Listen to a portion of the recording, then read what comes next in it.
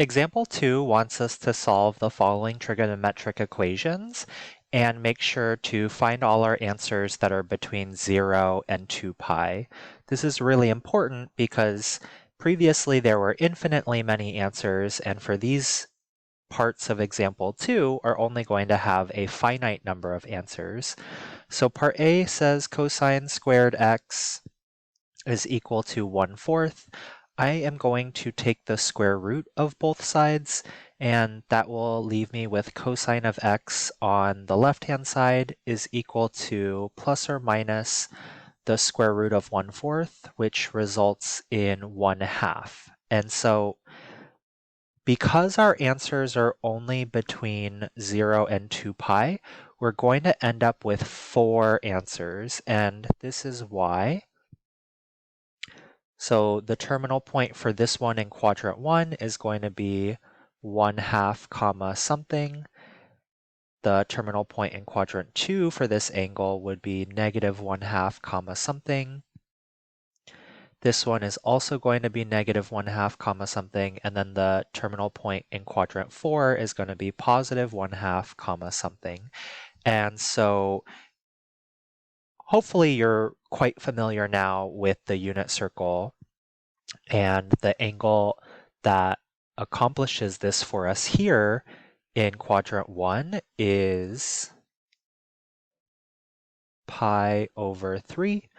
And then in quadrant 2, that's going to be 2 pi over 3, and then 4 pi over 3 in quadrant 3, and then the last angle in quadrant 4 is 5 pi over 3. So our solutions for x are pi over 3, 2 pi over 3, 4 pi over 3, and 5 pi over 3.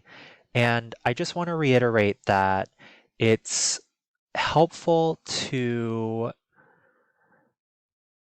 draw out the unit circle, because once we get here, if we applied the inverse trig function to both sides, we would get x is equal to cosine inverse of 1/2, and x is equal to cosine inverse of negative 1/2. And because our range for cosine inverse is between 0 and pi, our calculators, if you spit this out or if you enter this into your calculator, the only things that this is going to spit out is for cosine inverse of 1/2, that's going to give you pi over 3, and then for cosine inverse of negative 1/2, that's going to give you 2 pi over 3.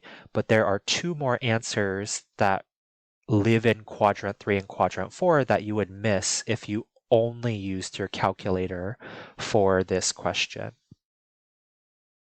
Okay, so part B says sine of x is equal to 2 over 7. And I'm going to draw my unit circle again. And we have all students take calculus. So sine is positive in quadrants 1 and quadrants 2. And so I'm looking for these terminal points where this is something comma 2 over 7. And this is also something comma 2 over 7. Okay, and what I can do is I can apply the inverse sine function to both sides of this equation. And if we do that, the left-hand side becomes just x, and then the right-hand side we have to plug into our calculator. So I'm going to do sine inverse of 2 over 7. And that gives me 0.289. I'm going to round that to 0.29. Okay, so we have one of our angles, and remember this is in radians, and we still need to figure out our second angle. So our first angle is this one right here, and we need to figure out this angle here. And the reference angle, we know that this angle here is 0.29, And so the way that we would figure out this angle is we could do pi minus 0.29. So our other answer, other than 0.29 radians, is equal to pi minus 0.29, which we can throw that into our calculator. And that ends up being 2.85 radians. So that concludes example 2, part B. Let's go ahead and move on to part C. Part C says sine of x is equal to negative 2/7. And so let's do a quick sketch of our unit circle. And we have sine is equal to negative 2/7. And I'm not trying to draw it accurately. I don't know where the angle is, but I do know that sine is negative in quadrants 3 and 4, so I guess I'm trying to draw it as accurately as possible, only given the information that whatever angle we're looking at, the two angles are going to be in quadrant 3 and quadrant 4. So when we're solving this equation, we want to apply sine inverse on both sides of the equation.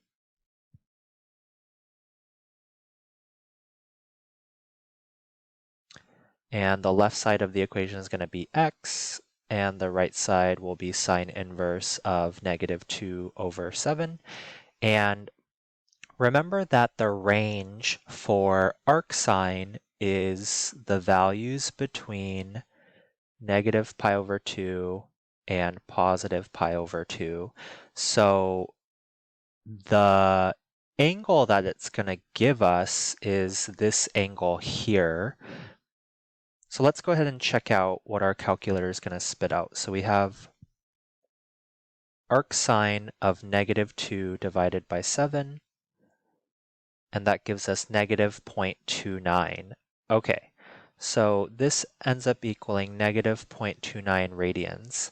However, remember that this example wanted us to limit our answers to answers that are between 0 and 2 pi. So this is actually not one of our answers, and to get it between 0 and 2 pi, we need to find a coterminal angle by adding 2 pi radians to this. So I'm going to go back to my calculator and I'm going to add 2 pi to that.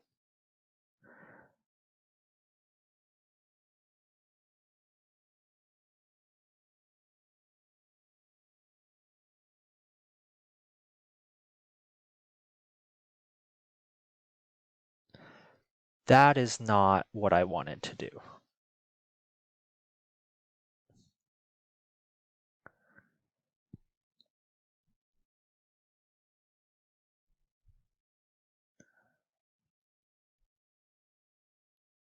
Okay, that is what I wanted to do. So 5.99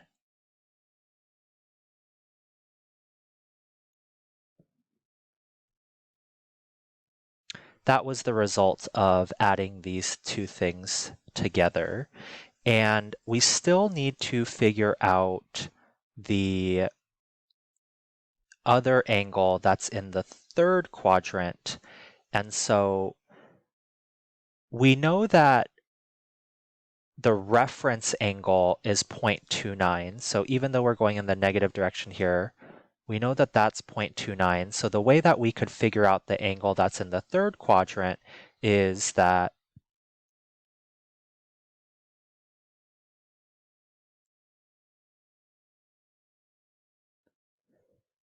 if this reference angle here is 0.29, then to get the entire angle, we just need to add pi to it.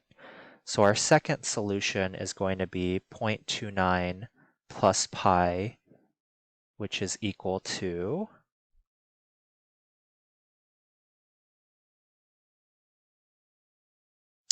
3.43 radians. Okay, so after all that work, we get our two solutions, and both of those are between 0 and 2 pi.